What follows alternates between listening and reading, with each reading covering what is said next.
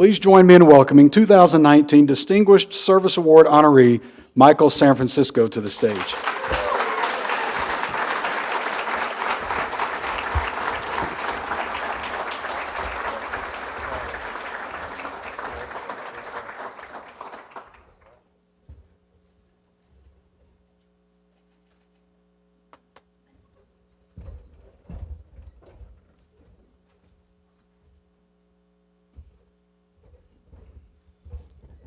So thank you all for coming, and it's just amazing. When I first got the first of 6 phone calls in my house from someone called Kurt Langford, I looked at my wife over a period of 4 days, and I said, there has to be some error. This must be some junk phone call or something. So I didn't answer it. And then they finally contacted me at work and said, no, this is real. And so here I am today. But truly, I am undeserving of this accolade, truly. And it is all the people with whom we work, all of my staff, students, the energy behind what y'all do and what y'all emanate, and execution of everything that we do is truly what counts. And for that, I thank you. This is my 6th year as dean now, and it's been an amazing experience. Lawrence Kuvanek tells me I'm the lowest paid dean because I have the best job as a dean, and I agree with the second part of that. It's kind of funny. Anyway, so, but nevertheless, you know, our place at this university is truly modeled after our peers and in the past. And so John Burns was the man who hired me. It perhaps wasn't his greatest mistake, but he hired me 30 years ago. And so it also turns out that Kurt Langford's father interviewed me when I came on my interview. Can you believe it? It's amazing how this whole thing connects, and it's amazing. So my support group at home, the people with whom I run my first round of ideas, my wife, my children, you all know well. We have our little idea file that we've kept for the last 40 years. You know, it's amazing. And then I go to work, and I have my 17 ideas a second, and they always tell me yes, no, perhaps, and off we go. And this is what we do. And I'm so happy to be here, receive this award. Many thanks to Kurt, Britta, and all of you at the Alumni Association, all you scholarship donors. Truly, we cannot handle our students, and they cannot get to school without what you do, and so thank you as well. It's an amazing opportunity to be here, and the last 30 years of my life have been so wonderful, so thank you.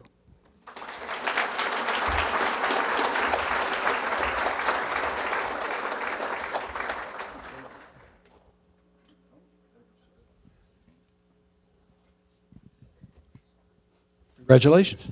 Thank you.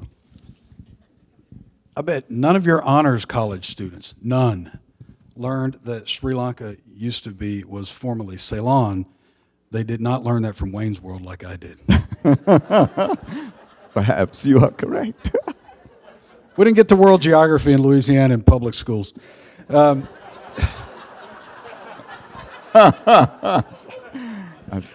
So shameless plug.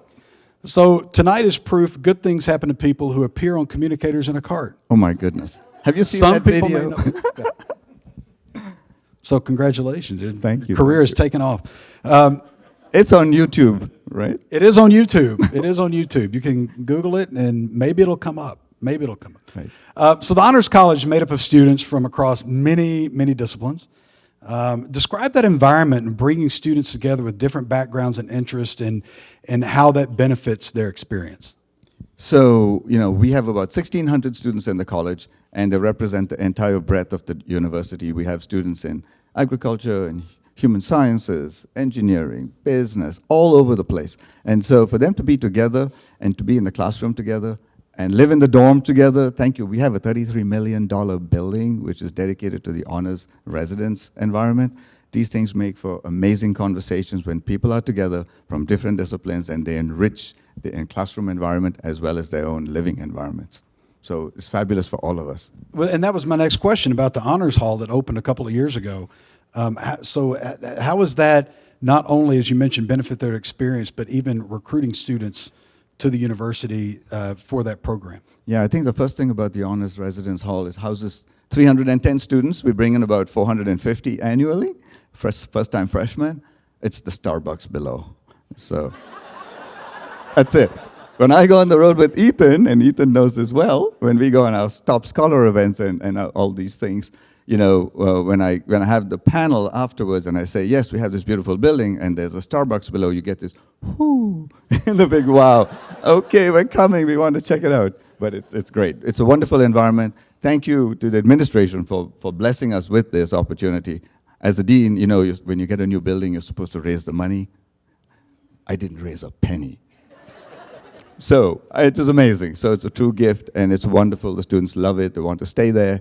And we have 4 houses in the Honors College, each dedicated to a person who was instrumental in making this a reality. So we have the Weiner House of Courage, the Lawless House of Integrity, believe it or not, the Harrigan House of Service, and the Bell House of Knowledge. And each floor of this building is a house and dedicated to a house. So the students who get into those floors then belong to those houses. And so it's a great place. You put on a long gray beard for that, or? No. No. So when I was in India as a Jesuit school from 4th grade through 12th grade, I was at St. Joseph's. And that school had a place where every single student had to belong to a house. And I was in St. George's. And every single thing we did, academic, athletic, extracurricular, or if we got in trouble, counted towards the house. So in 2014, when I became dean, I said, how about a house system? And everybody said, Harry Potter? And I'm going like, no. 40 years before Harry Potter, there was a house. And I was in one. And so, yeah, no beard, but Eliza Wong had to tie me down and force me to watch that sorting ceremony with the hat. So a little combination of both. Maybe. Yes. Okay. Well, speaking of Dr. Wong and her remarks, she mentioned your full plate of administrative duties, and you do so much: dean, teach, conduct research, mentor students, on and on and on. How do you manage your time? How do you prioritize it? And how little sleep do you get? I get plenty of sleep. I play tennis between 8:30 and 10 p.m. at night, so that's a requirement. And when I can do that, then I can do everything else. So I have to take care of my tennis game. And it's gotten better over the years, as John Burns will attest to. Did you know that he was a scholarship player at Indiana? And then apparently after I got tenure, I could beat him. So, but that was in 1996. But no. How do I fashion my days? Well, my wife just organizes my work at home, and Stacy and Wendelly and Eliza and everybody else organizes my day at work. And then it's easy. I just go and teach, do my research, have the lovely students around us. It's 24 hours in the day. It's a lot of time. It's a good attitude, good way to look at it. Oh, see, you once told me you couldn't survive if you couldn't play tennis. And I think that's when we picked up the rackets in your parking lot. Correct. And we hit a couple of balls around. That was interesting. So is that balance important to you, to be able to balance your personal life, your activities, and work? How important is that balance? Oh, tremendous! It's tremendous. It's the balance, physical, the real balance. How to keep your balance when you're playing tennis, and also to keep your balance when you're at the workplace is so important. You can't ever take yourself seriously. You can't ever take people for granted. You cannot expect yourself to perform on one day the same as you did the previous day. Same thing at work. Everybody is different. Everybody comes in with different aspirations and great thoughts and things. And so when you think about that and you just pause and consider all of these interactions, then it makes sense. And that balance is very easy. It's even resulted in research experiences for me. So I was having a conversation with a tennis player one day who's a professor here, Greg McKenna, and he's a Horn professor, and he was complaining about his structural elements. He's a structural chemist, chemical engineer, and his polymers were giving him trouble. So I said, "What's your polymer?" And he says, "DNA." DNA, to me, as a biologist, is information. And I'm going like, "What's your problem? I'll help you." That was 4 years ago. $500,000 later and a grant from the NSF, we are still working on these issues. It's amazing. So this is how the balance happens. Well, and so I called you a biochemist once, and you very politely corrected me. That was my bad. So explain some of your research as a microbiologist, and especially your collaboration with the Health Sciences Center. Oh, my goodness. So, over the years, I've had so many fantastic opportunities, and the best biologist I know in my life is my wife, Susan, because she's an trained endocrinologist as well. And so I run all my ideas through her, get vetted, then I go through my son and daughter. And when those ideas pass, muster, then I take them to the next level.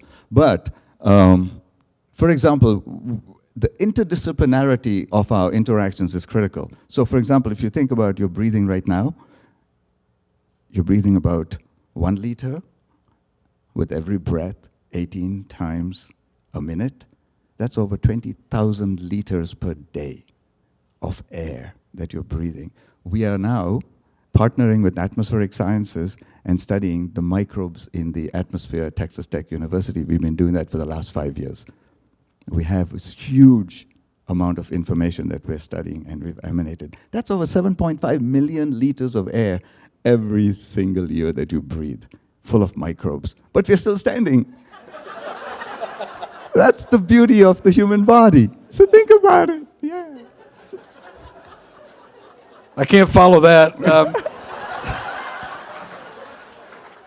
Michael, congratulations. Thank you.